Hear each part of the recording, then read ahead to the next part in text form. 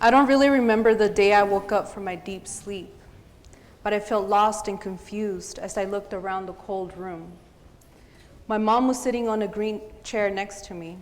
Her eyes had a gaze I had never seen before. They were swollen as if she had been crying for a long time. I couldn't move my neck. My head seemed boxed in on my bed. IV needles bruised my forearms and chest. I saw transparent baggies which were filled with medication, keeping me drowsy. Each second the IV liquid would drip and the machines would beep loudly. I wanted to know what was going on. I wanted to know why I had a tube on my nose. What was that deep, dark green liquid? And yet, when I tried asking my mom, not a single vowel came out of my mouth. My throat hurt from the tubes. I had no recollection to why I was there. I was unaware of time. Was it morning or night? Was it Monday yet? The last thing I remember was being November 5th, a Friday, and running around at my cousin's quinceañera like a normal 9-year-old girl, then dropping off grandma and getting inside my dad's car. Within minutes of trying to remember everything, the medications will kick in, and I will go back into my deep sleeps, back in the shadows. It was clear that something had happened to me, but the cause wasn't clear. My mom was there with me most of the time, day and night. She and I have always had a very intimate relationship. She was a single parent when I was born. We lived on our own for a bit and also at her sister's house. She never kept secrets away from me, not even at a young age. Eventually, when I turned 3 years old, she got back with my dad and had my brother Abel. But our daughter-mother bond never changed. She instilled in me good morals and values, always referring back to her Catholicism whenever she wanted me to understand something. So while I was trying to get answers to why I was in the hospital, my family members would come in and out to see how I was doing. Some would ask how I was feeling, but I couldn't respond to them. What happened to me? How many days have passed on? Where's my dad?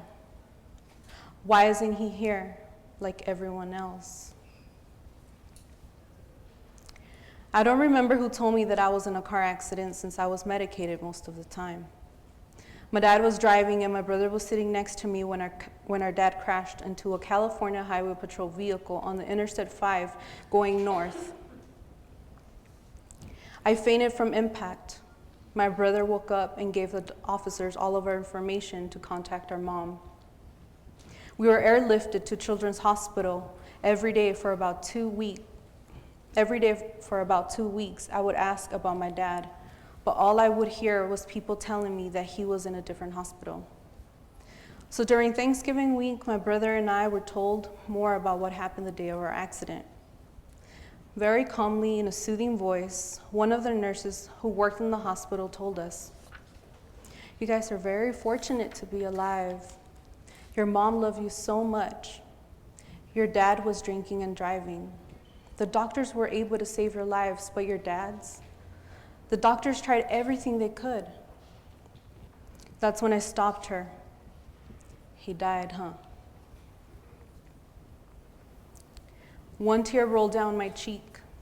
She said, "Yes, the doctors tried doing everything to save him, but it was too late. He died instantly."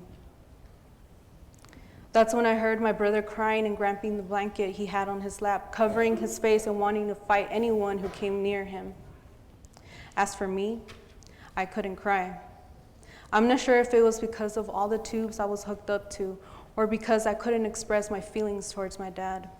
I knew I loved him, but perhaps deep in my heart, I somehow knew something bad had happened to him.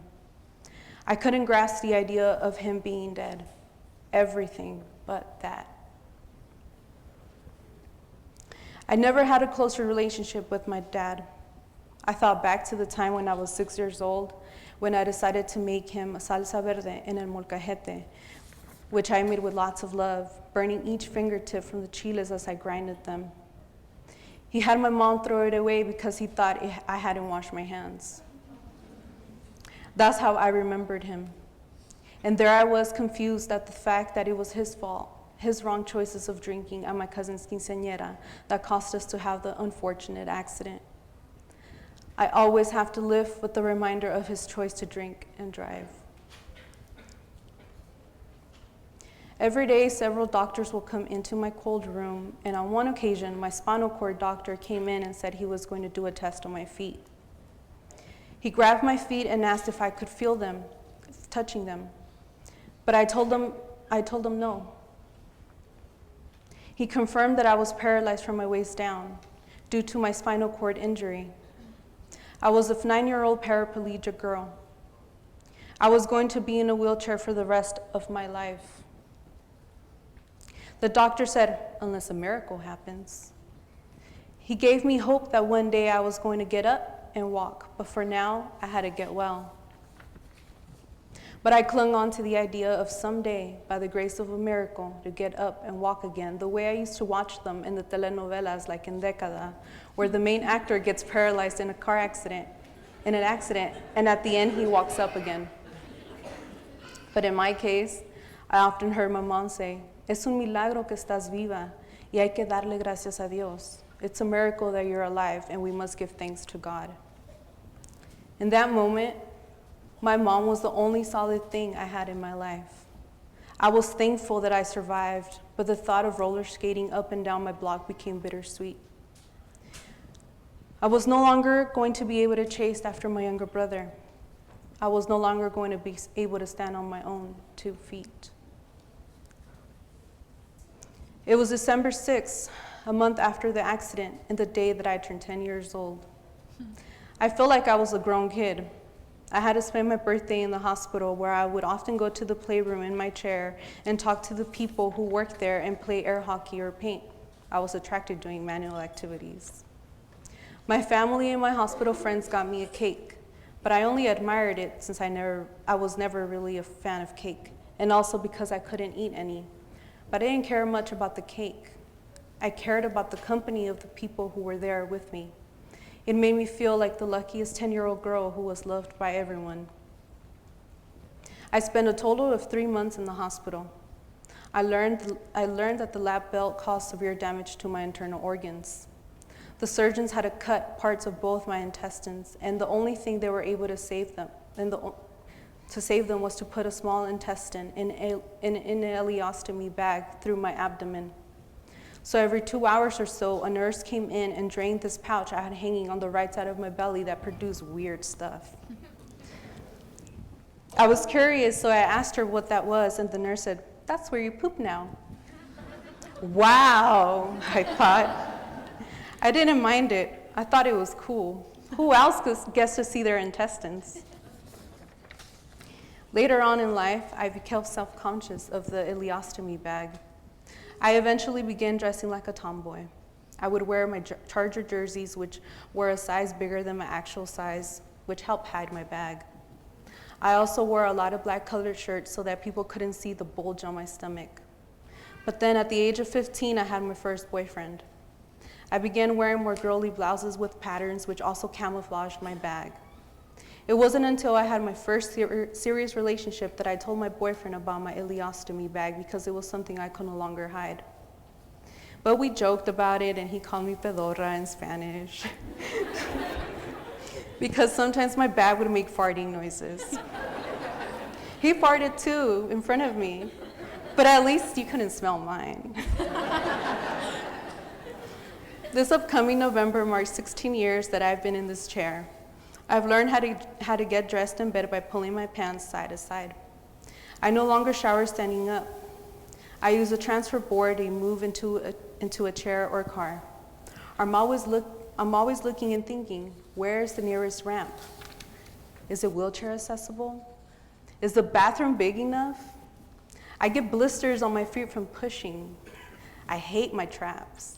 They're so big from having to move myself. And you would be surprised the things I hear on the daily when I wheel through my city. "You're going too fast, slow down, Hot Wheels."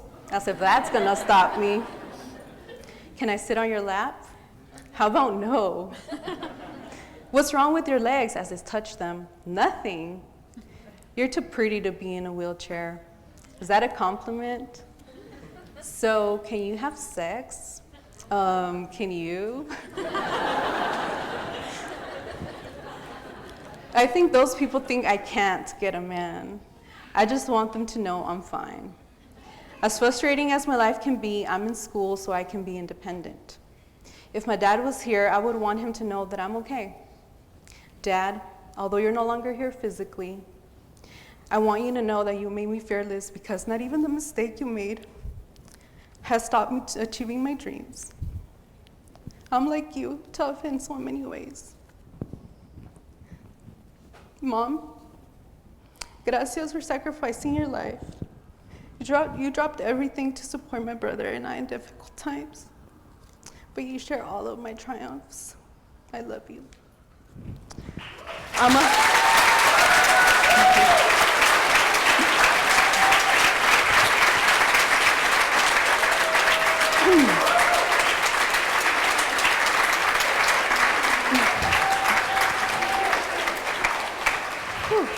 I'm a happy person. I'm just gonna keep on rolling.